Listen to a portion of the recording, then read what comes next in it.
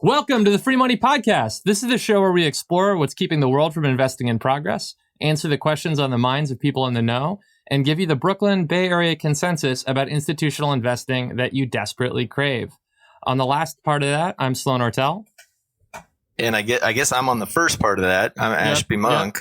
Yep. First things first. Yep. And in this edition, we're going to teach you how the dirty world of sovereign wealth funds, which are often built on fossil fuel revenues, can be clean and green. That's right. Like, isn't the biggest one? Well, I guess at this point, the biggest one is in Japan, which is not fossil fuels. But like, I know Norway's is all fossil fuels, right? Yeah. Well, it used to be called the Government Petroleum Fund. And then for marketing purposes, for truly branding, right? Like to build legitimacy internationally and domestically, they called it the Government Pension Fund Global and decided to use the assets to pay pensions. But the truth is, the pension moniker is just there for branding. It's still, the revenues are still from the oil under the ground, and many of these organizations around the world that get their oil out of the ground are kind of paving the way around climate investing today, which has a bit of irony. Yeah, I mean, well, I've been working really hard this week on in part on a bunch of projects around the CFA Society of New York's like asset owner and sustainability investing conference. Amazing. Well, the irony of like throwing yourself against the wall unsustainably for the greater good of sustainability is not lost on me. Yep, I've hit that wall. I think you might have seen my imprint on it. Yeah. Oh, don't give up though. Yeah, I think it needs to be done, right? And I've got like my flesh prison is not all that dear to me. But like there are all these big collaborative initiatives. Like there's a zero carbon asset owner alliance, and I didn't even think to go through the funds that are involved in it and say, are these from fossil fuels? But like we were talking last time or a couple times ago about designing a fund from scratch to with the money that is made from selling Greenland That's right. to avert climate change. And like it seems like people actually think that's possible. Would you agree? Sell climate change or sell Greenland or solve climate change? Solving climate change. Selling Greenland is definitely possible. That's not hard at all. No, I think, look, I mean, all kidding aside, I think it is possible. And if it's not, then we're screwed. So better to believe the latter. Yeah. Yeah. Like we may as well jump on and have the optimism that we're not going to, leave this planet because we have to. We're going to leave it because we want to. Look, the reason why those asset owner groups are so important, like the one you're working on, is because those are the biggest pools of capital. So if we need trillions of dollars, you got to turn to them. That's where they are. And they have the long time horizon. So there's really only two sets of actors in the financial ecosystem that give an F about climate change. Everybody else couldn't give an F. They say they do, but the reality is it doesn't hit their bottom line. The two are this: those with exposures to the environment. So if you're in agriculture, boy, do you care about climate change. If you're in real estate, yeah, you care about climate change, especially if you're the terminal holder of the asset. Yep. If you're, building a wind farm, boy, you care if climate change is going to affect the wind patterns. So that's the first community, people with an exposure to the environment. And the second, sort of like a direct involvement. Exactly. Yeah. Like you're a vineyard, you make wine, boy, that is important. The other one are people with long time horizons. So if you have a long time horizon, and climate change is real, which the scientists tell us it is, over and over and over again. I've heard that. This week, in fact, then many of your assets are going to be vulnerable. And so the focus on the long-term investor community is about tapping into that second community, people that have 30, 40-year time horizons, liabilities that are coming due way out there, and getting them to try to think creatively about solving it. Because if they don't solve it, then the assets they're holding will be worthless, or they could be worthless. That's all TBD. I'm kind of surprised that there's a situation I learned about a couple days ago where this big institutional investor group, I think it was like almost $10 trillion in assets, tried to pass a shareholder referendum at Exxon. It's sort of saying like, hey, can you, would have urged the oil behemoth to adopt and disclose greenhouse gas emissions targets on its business and products in line with the Paris Climate Accord. Which is interesting because the Paris Climate Accord doesn't mention oil companies, but the SEC is sort of like, well, shareholders are trying to impose specific methods for implementing complex policies, which I think that's a standard. Is that a standard? Yeah. It's telling that the SEC decided not to back the investors and instead chose to back Exxon, right? I think that was the outcome. So, you'd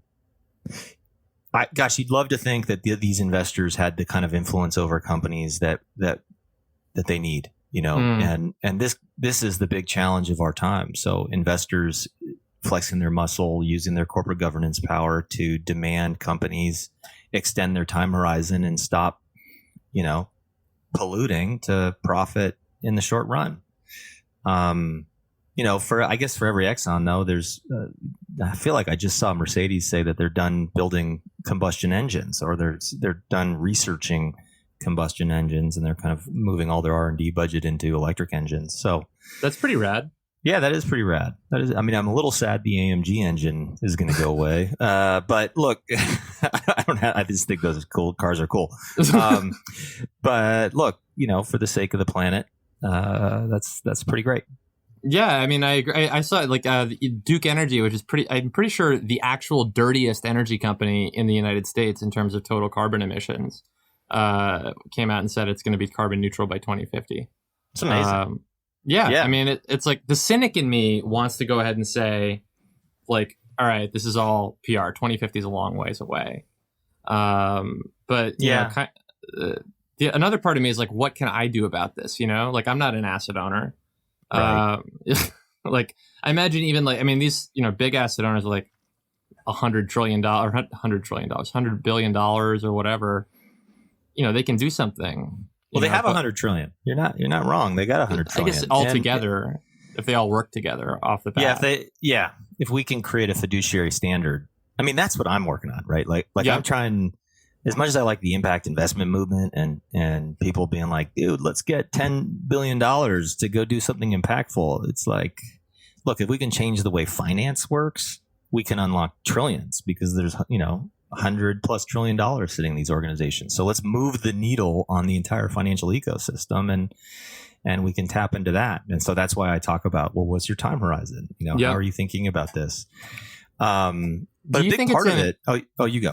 Do you think it's an abrogation of fiduciary duty if someone is not integrating ESG sort of data, like environmental information, into the investment decisions that they're making? Are they, can they? It's getting pretty close. It's getting pretty close. Oh yeah, we're almost at the point where we can say, with lots of evidence, that taking these risks into consideration helps you generate higher risk adjusted returns.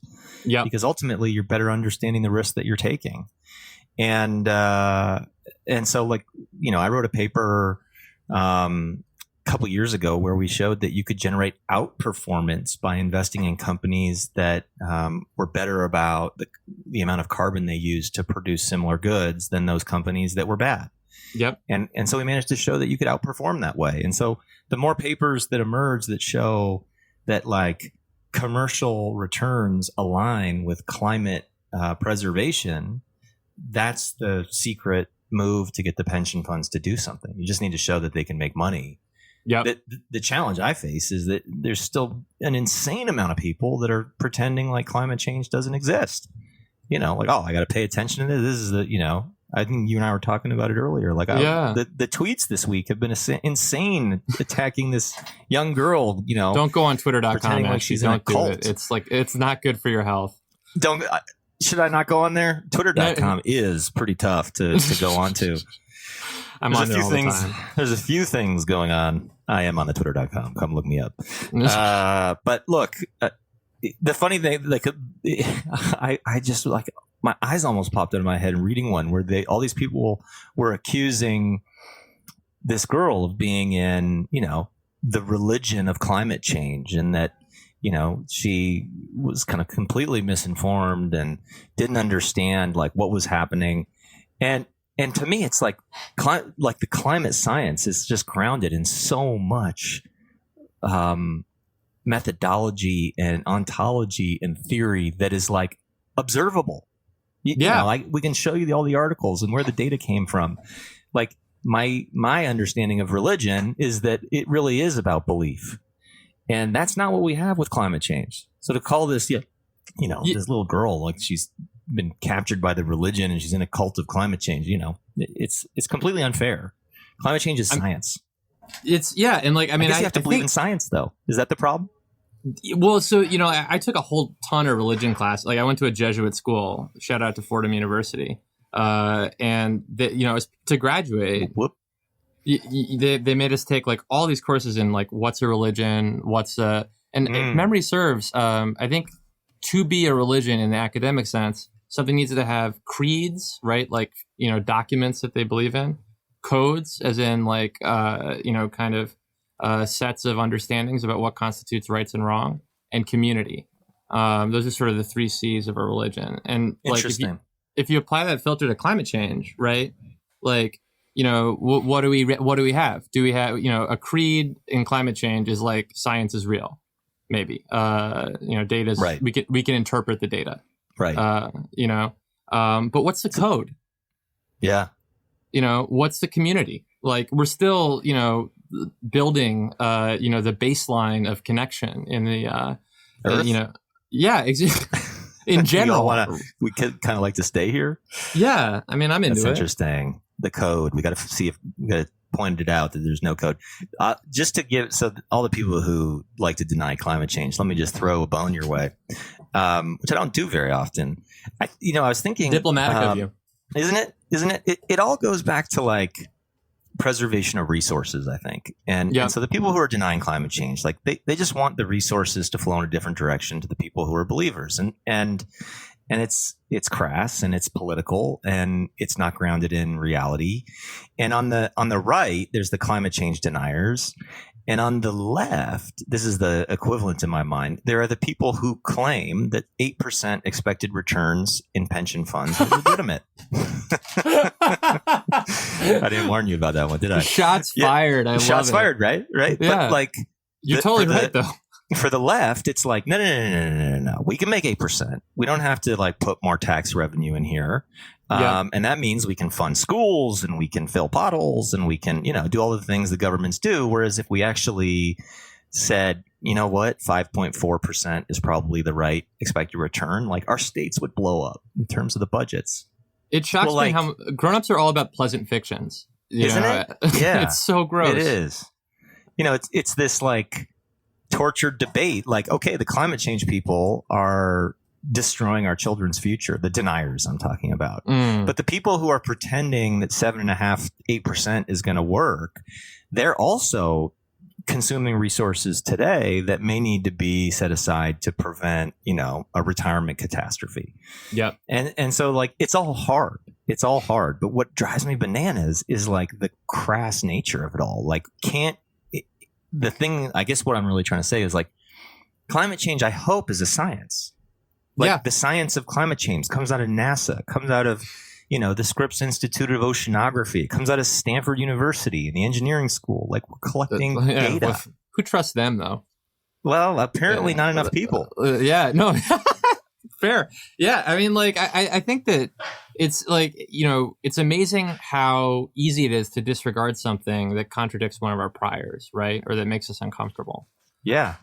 The politics of this right now is just astounding. You're watching it right now in real time where you have people being like, oh, our president needs to be impeached. And other people who are saying, did you see what Biden did? It's like, exactly. Are we all reading the same news? But her emails.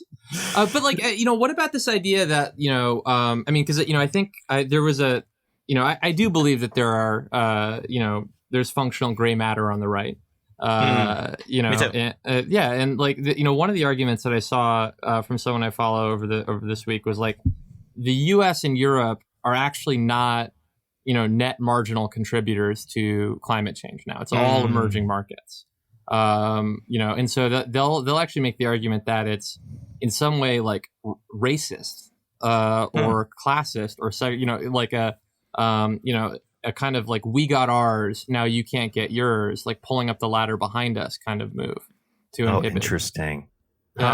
Which is like, I mean, I guess, but yeah, well, yeah. Well, then don't be a nationalist and shut down our borders and, prevent that capitalism freedom to flow. If you really believe that, then let's follow it through, because to me, it doesn't seem like the arguments don't stack up there. I mean, but on the right, there is a belief. I'm just like targeting our current administration, which has a lot of contradictions in in their philosophy of governing. But very diplomatic, isn't it? I'm trying not to alienate anybody just yet. Give me time. Shout out to Steve. Yeah. Anyway, I think the whole climate change thing, it's like, the way, I think I've explained this to you once before, whether or not you believe in it or you don't believe in it, the world isn't that binary. Yeah. So there's probabilities that this is going to happen. And you're probably like, even if you're an insane denier and you don't believe science is real and that we never went to the moon, right? And you believe there's like some cult on Mars. I think there are actual people who believe that today. Because InfoWars talks about it. But so like if you're those people, like you're probably not 100% sure it's not real. Like you're probably 95% sure it's not real. And then if you have 5% sure it's not real, there's a 5% chance in your brain that like the entire world gets screwed by climate change. You still should manage that. Like we should all be managing it. That reminds me so much. You know Pascal's wager? I've heard of it. Remind me. Yeah. So not planning the podcast works out immeasurably well yet again. So Pascal's wager, but Blaise Pascal is a French mathematician. I forget the years he lived, but it was during the Enlightenment. And one of his kind of like conceits was that because you can't eliminate the possibility that God exists with absolute certainty, and the cost of not believing, if God does exist, holy cow, is immeasurably large, right? And why aren't we talking about Pascal's wager to all the climate deniers who probably are incredibly religious? Well, what they really need is an effete transgender woman from Brooklyn to explain them how to think. Like that's I think. Please insert amazing sound. Pew, pew, pew, pew, right after you say that. Exactly. That's awesome. Yeah, I mean, they all need it. Everyone needs, a trans angel on their shoulder explaining them. They do. I do. I'm learning a lot. That's great. Pascal's wager. Wonderful. Let's use that. I'm actually Google that and add that into my speaking routine. Do it. Because I'm constantly talking about like that, hey, the risk management approach, right? But like risk management requires that you understand risk management, but there's a lot of people who understand, religion and theology that may not be in the world of risk. So that's a great analogy. Thank you for bringing it to my attention. It's so real. Yeah. I mean, I'm pretty sure you could swap out the Greek alphabet for the Phoenician alphabet in most risk management tools and no one would even notice. Totally. It's not like, I mean, and there's the definition of faith where there's like a level at which you sort of just can't permeate and you're dealing with an absolute, and like, we are all necessarily engaged in exercises of faith on all sorts of things, It's true. In fact, it's such a great metaphor.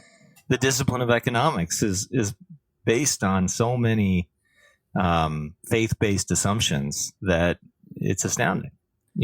Capitalism itself is based on faith, rational actors, efficient markets, and others, which kind of build this kind of framework that allow us all to coordinate and rise all boats, but like the foundations are pretty dubious. I particularly love when you talk about economics. I love applying faith to value investing. Oh yeah, yeah. There you go. In part, just like because I ran a product named after Ben Graham forever, and like I have several like gold leafed copies of the freaking security analysis book. Yeah. Do you know that we named my next book? It's called The Technologized Investor, which was a riff on Ben Graham and The Intelligent Investor. And the cover is meant to be kind of, simple and similar. So that's punk rock. It is punk. I mean, look, it's fully punk. Yeah, just straight up punk right here. Fucking normcore. Should we try to call somebody about this climate change thing? See if we get a prank call. Good point. Yeah, like I mean, because we were gonna call a friend. I mean, like, so we were wondering earlier, like, okay, so you're not, one of these gigantor asset owners with 6 dedicated people. Like you're one of the relatively impoverished in investment management. Like, I mean, what is that level? Like $1 billion? Yeah, this is what you said. Like, I think we were talking before the show, and you were like, "Well, what if you're not 100 billion or 1 trillion? Like, what if you're 5 billion? What do you do about climate change? How do you actually do it?" And it's like I have ideas, but I'm lucky to be advising. Let's call a friend with a mere 5 billion. Yeah, well, it's up to 7 billion now, but let's see if he picks up.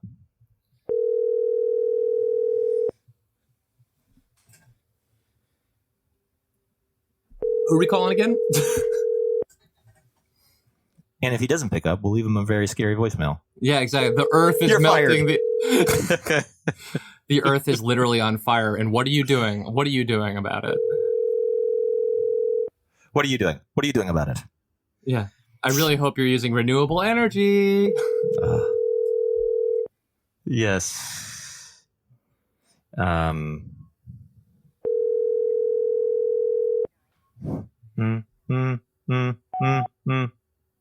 Hey, Prabhu. This is Ashby Monk calling you. I'm hoping you're doing well. And we're just going to talk to you about climate change, man, and see what you're doing with your $7 billion fund. You can't call us back because we're on a podcast and we're doing it live. Yeah. But we love you. It's fine. Yeah, it's fine. It's fine. We were going to prank call you, but instead we decided to be nice. So we'll catch up with you later. We'll get you on here next time. Bye. Bye. All right. So much for that. All right. We'll try it next time. Yeah. I mean, well, it's it all works. I mean, these phones are buggy for one reason or another. But, I mean. Yeah, I was going to say when you did the. Oh, what? Oh, is that what time it is? I mean, I have no control over that. I love it. It just happens after we call a friend. No. It's kind of fucked up, actually. I should probably look at that. It's just the side effect of living. Check it out. Yeah. But it's that sound just that we have no control over, dear listener, means it's time for Dear Ashby. I can't wait. Which is a segment where our listeners write in with questions for Dr. Monk over here to discuss and for us to riff on for a little bit.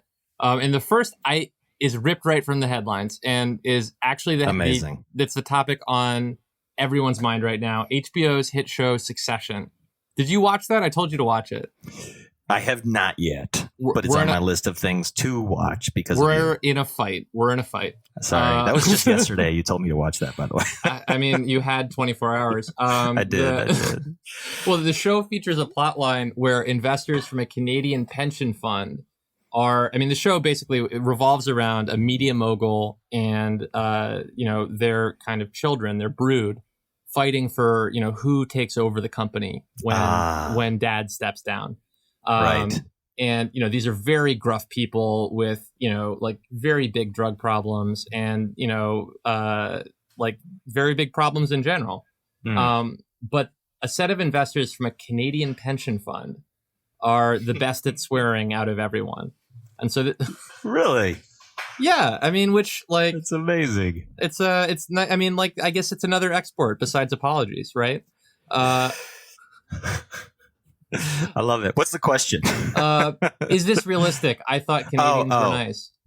Is this realistic? I thought Canadians are nice. We are nice. Come on. We're really nice. But here's the reality. The finance industry in Canada has a huge anchor tenant that is the pension plans. They compensate incredibly well. And you'll note, if I ask you to go find all the amazing private equity funds in Canada, you won't find many. There's a few. Onyx, Brookfield, maybe a few others. But in large part because the pension funds compensate so well. They've kind of sucked the private equity people into the quasi private public Canadian pension plan space. They're crown corporations, but they're arm's length. And the boards of directors of those organizations set the compensation structure, which they pay out of the asset base. And that means that there's a lot of people at Canadian pension plans making a lot of money. And by a lot of money, I mean multi-million-dollar packages. Like football coach money. Yeah, it's like football coach money. It's like almost football coach. Exactly. Thank you for raising that. And so, if you're used to hearing swearing at an investment bank, like, trust me, the Canadian pension plans have a lot of people who used to work at Goldman and JP Morgan and Morgan Stanley and all the top places are now working for a pension plan because the Canadians, in my mind, have actually gotten the governance pretty right. They're sort of saying, look, we can either pay some exorbitant amount of money out, I should say outhouse, or we could, bring it in-house and do it ourselves. Well, nobody wants to go to the outhouse. Yep. If it's cheaper to go in-house. Yeah, this is great. This is all just happening live. And so, that's probably real. Yep. They are nice, but they're also type A personalities that are, making millions of dollars and doing big deals. That's who they are. That's what I think of. Really highly competent professionals. Yep. Who are, nothing short of tough. I mean, so I guess the key to governance, if you want to be a good pension plan, is to make room for creative swearing. In every domain. Come on. Yeah. The only people who tell me not to swear these days is my mother-in-law. But other than that, swearing is a nice punctuation to make a point every once in a while. Yeah, exactly. Gosh, what's left? What all else right. here? So I saw that someone tweeted candid and negative comments about a startup and then caught a ton of flack. I think someone actually got canceled off of twitter.com. Whoa. Yeah, someone was like, hey, this isn't that cool. I forget what it was, but this service is not amazing. And then people are like, how dare you attack this entrepreneur just trying to make the world a better place? And this listener asked, why is outward positivity such an entrenched norm in Silicon Valley startups? Huh. I was going to give this person flack and say, gosh, I'm always surprised to find people who are surprised that people are faking it. But the reality is, this is pretty look, I don't know if this person comes out of the finance industry, but think of all the asset managers that pretend to make alpha. Think about all the private equity managers that pretend like they're in the top quartile. It is in their interest to find a way to tell you that they are generating alpha or that they're in the top quartile. The famous paper by Ludo at Oxford, where he's like 76% of the private equity managers are top quartile. That should tell you everything you need to know about the human species. I mean, at least finance professionals. But Silicon Valley, for all their, arguing that they're so different from Wall Street, and the notion that they're building value and doing all that, that's true. There is a much bigger focus on value, but that faking it till you make it is there. Yeah. And so, the founders of companies and the venture capitalists I know are desperate to convey a strong and successful outward appearance. They want you to want access to their company as an investor, as a marketer, whatever it is. They want you to feel lucky to get in. Yeah. Because here in Silicon Valley, the more people that want in, the more people that want in. And so the bad reputation, if people sort of don't want in, that's a kiss of death. Yeah. And I'm not saying this is right, by the way. We end up with Theranos and WeWork and other things where these amazing, compelling founders, take it too far, seems like. With Theranos, we know she took it too far. That's my Halloween costume this year, by the way. I'm going to be Elizabeth Holmes for Halloween. That's incredible. That's incredible. I'm really excited about it. But yeah, there's a lot to talk about there. I was a minor investor in that company because he came out of Stanford. Oh, great. Good for you. Yes. Wow. So I had a nice markup and then a nice markdown. No, she was in our chemistry department. And so it was like, I was part of an investment club that invested. So I didn't have any personal exposure. I find her outrageously inspiring as a deep voice, as a woman who faked a deep voice to gain more credibility. That's just so beautiful. But think about what she did. She capitalized on a network. She built a network around her. She conveyed secrecy, which gives people like an air of, ooh, what's going on in there? Like, I bet you it's amazing. They wouldn't be the secret if it was that amazing. Look at the people around it. Like, she failed because she was doing a technology that could kill you if you got it wrong. But I promise you, some people would have made it if it was a different industry, right? So like, if you could raise that much capital and then deploy it into, I don't know, some kind of software business or something else, you would make it. There's a lot of that. There's a lot of people who unfortunately bluff, fake it, and then make it because they raised enough capital. I mean, it's the same in private equity or hedge funds. Like, I don't want to just throw Silicon Valley under the bus here. There's a little thing I want to play for you here, Sloan. It's one of my favorite quotes of all time. Is that a tape player you're holding? It's like a tape player. It's kind of fun. 1 second. Jerry, just remember, it's not a lie if you believe it.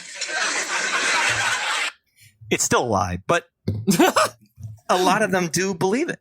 That's the thing. They start to drink their own Kool-Aid. The founders start to believe they're going to change the world with their doggy Facebook, and that it's going to bring joy, and they'll start cultivating that outward belief. And that outward belief has a message that goes to investors. That outward belief has a message that goes to potential employees. But ultimately, that outward belief actually goes into your own brain. Yep. And so you yourself are sort of surprised when the thing doesn't work. And 4 years later, you're like, wait, that was a dog Facebook I was building. Jeepers. I mean, Facebook for dogs would be great, but like, hey, you're totally right. I mean, I've never seen sociology that kind of indicates that people want to be around people that no one else wants to be around. Yeah. That's why being a contrarian is so hard. What was the great quote? I don't want to join a club that would have me, or whatever it was. Groucho. Groucho. Yeah. That's like this. And the minute that like the community in Silicon Valley gets wind that you're not killing it, because of the model here where you expect, if you're in a venture fund and you're doing 50 investments, you expect 45 of them to muddle along or die, and 5 of them to crush it to the point where you return the whole fund. Yep. And sometimes only need one of them, right? And so if a company is having even tiny problems, you're out. You're out. Mm. They're used to cutting you off. They'll cut you off for less than that, Yep. They won't do your pro rata. And then if you're, we talked about this last time, like if your Series A investor doesn't do your Series B, it's the kiss of death. So, so it leads to like, there's a lot of reasons why entrepreneurs are like militant about presenting a very positive image to the world. And those are just a few of them. There's others, but yeah. Well, yeah. I mean, so I guess the lesson is don't be killing it. Yeah. Always killing it. Mm. And the other one is always be raisin. That's what the other one I always hear founders saying. Yep. You're always like, if somebody wants to come and invest a bunch of money in your company, like open a note and take it, because you don't know when the next crisis is coming. And too real. The next, there you go. Your IPO window may be closing. This last one is like, it's kind of like, why is it called lipstick if you can still move your lips? Why do we keep it's a stick and it goes on your lips? I mean, that seems obvious. That's great. That's great. Well, this is why do we keep calling it a risk-free rate when there is no risk-free rate? Yeah. Well, that's a very astute question, actually, because the risk-free rate was originally hypothetical. It was a modeling tool, theoretical tool. It was a hypothetical risk-free rate, and then you would base the risky assets off that risk-free rate. And we just ended up saying that government bonds are the risk-free rate. But, I mean, do we feel like our democracy is functioning so well that the U.S. is risk-free? It seems pretty AAA to me. I mean, yeah. And how's Europe going? I'll pay to lend to them. They're so risk-free. Exactly. Literally, there you go. And so, yeah, this kind of came up earlier on the podcast. It's almost like we planned it, which we did not. These things are hypothetical and theoretical, and they end up powering tons of practical things in the real world. And that's one of them. And so what else would we do? I don't know. We would ground truth, some sort of a sense of uncertainty and risk around assets, and, try to build a pricing model that way for risks. But as it happens, we just kind of base it all off of, a government bond, and then we just build, basis points above that. I mean, you see this everywhere. I'll pay you 100 bips above LIBOR. Or, it's all kind of top down rather than bottom up.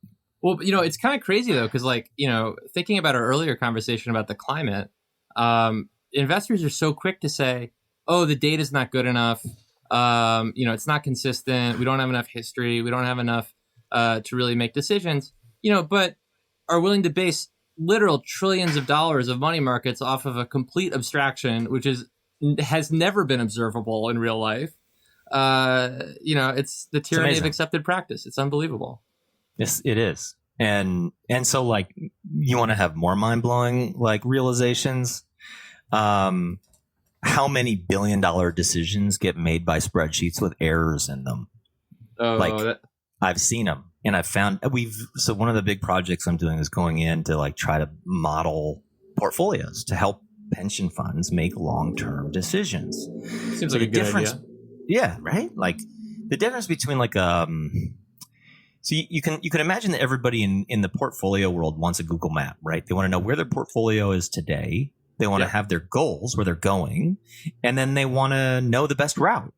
But the difference with a Google map is that it's at a single point in time. You don't really care what the traffic's going to be 3 weeks from now when you're going somewhere. You just get in your car, you pull up the Google map, and if the bridge is closed, you go a different way, and Google Map helps you get there. That's a very short-term perspective. Literally, it's today.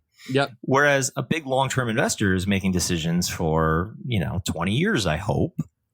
How do they do that? Well, they have their portfolio today, they have their goals, and then they start creating all these capital market assumptions, some of which we've been talking about. Risk-free rate. What's the risk-free rate, right? Yep. We use those assumptions to drive a lot of the decision-making we make about deals.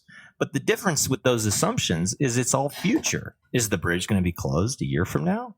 It will be raining. What's the world going to be like? And so as we've gone in to try to help pension funds make that kind of Google map, T plus 10 months or something, time 10 months from now, Google Map, when you're going to drive somewhere, we've realized the way they do it is with these incredible spreadsheets with cash flow models and liquidity and all this different stuff and different assumptions. And we've never found one that doesn't have a mistake of the 30 we've seen. Even though 30. They're beautiful. They're beautiful. Oh, man. They're you hit F9 cool. And it's 20 minutes later, it's done calculating. And it's the most amazing thing. It's like a living portfolio, with 10,000 companies and 1,000 funds and all the different stuff. But there's always an error. Yep. And yet these power billion-dollar decisions. And so, all of this stuff comes together to drive, the investment industry and then capitalism. So getting the errors out, boy, that's a big, big part of fixing climate change or anything else. I remember at one point I built a spreadsheet to backtest investment strategies. This is the best error ever. I configured it so that the algorithm knew what security prices were going to be at the next close and then made decisions on that basis. Wow. So I came up with some pretty good back-tested performance, until I caught it and got brought back down to earth. Was that some tuition you paid there for some knowledge about algorithms? Well, yeah. I mean, it was it was kind of I didn't catch that the connection flared out. I was just saying, I was assuming you lost money doing that, or you might have lost a bit of money, and I was asking, was that the tuition you paid learn about algorithms. You know, actually, I tend to lose money in much stupider ways. That wound up working fine because it was a pretty long-term model that did make there decisions. You go. Yeah, good. You know, so like if you don't build a lot of trading into your model, you can protect yourself, I think, in general, from stupid mistakes like the ones I made. That's true. Yeah. But I think that about does it for us today. We've solved some of the world's problems, not all. But you ought to do something about the environment, dear listener, please. Please. Earn our love. Earn our love. But we do love you. Bye. We'll call you out on the podcast if you solve climate change. Okay. Bye.